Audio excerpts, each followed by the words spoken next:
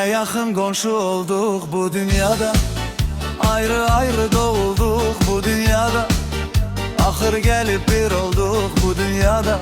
Ey hayat sen ne garibesen.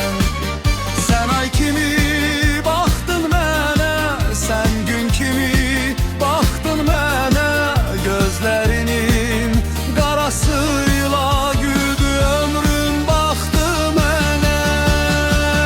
Aylar keçirirler keçir axın olur, yadlar gelir doğma olur yaxın olur.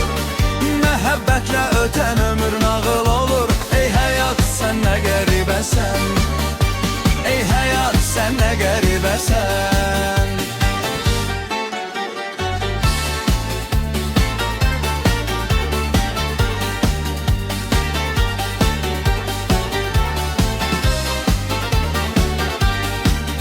Sen ay kimi baktın mənə, sen gün kimi baktın mənə.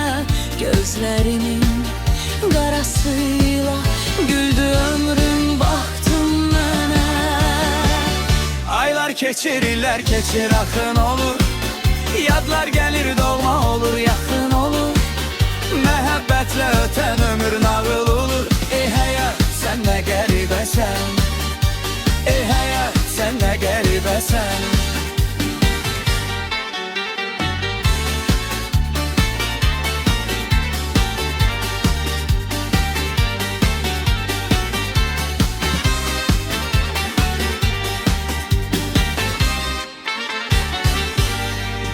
Sen ay kimi baktın mənə, sen gün kimi baktın mənə. gözlerinin qarasıyla güldü ömrün baktı mənə.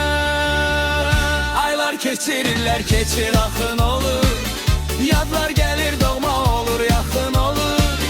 Məhəbbətlə ötən ömür nağıl olur. Ey həyat sən nə qəribəsən, ey həyat sən nə qəribəsən, ey həyat sən nə qəribəsən, Ey hayat sen ne garibesin.